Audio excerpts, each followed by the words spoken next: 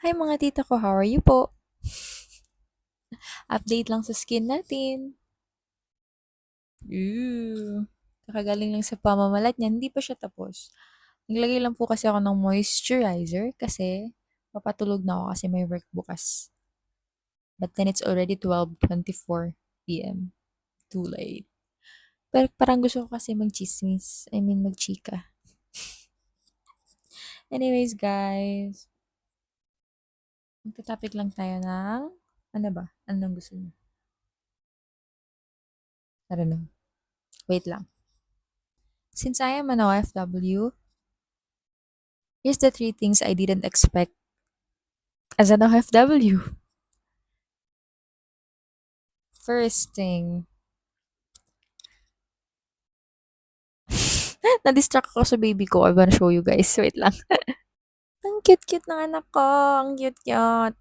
First thing is, I thought I'd be independent. Walang nag-warning sa akin na pagdating ng 2 a.m. iiyak ka pala. Independent, tapos nag-cry lady. Cry baby, cry lady.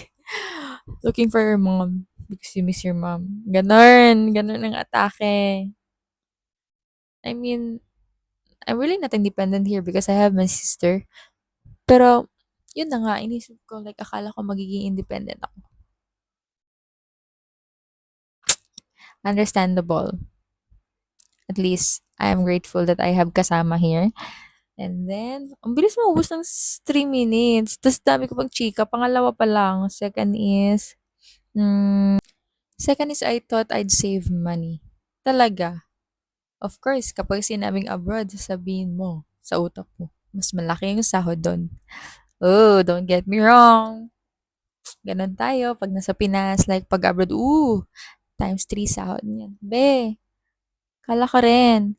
Hanggang sa ako na yung naka-experience, di ganon kadali.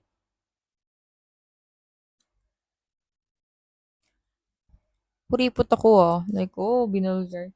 Like, kuripot ako sa sarili ko. But when it comes to giving, grabe din. But, yun na nga, you have to learn to say no talaga. Really, promise. And then the third one is, oh my gosh, ma-finish na ang 3 minutes ko. Wait. Third expectation is, I expected to meet friends. New friends. But no, you will meet more than friends. Kasi soul sisters na. Dahil nga sa mga experience, kala niya jowa, ganun. No, because of the experience. So, OFW ladies, relate ba? Ubus na agad yung 3 minutes, mahaba pa sana, but bye-bye na.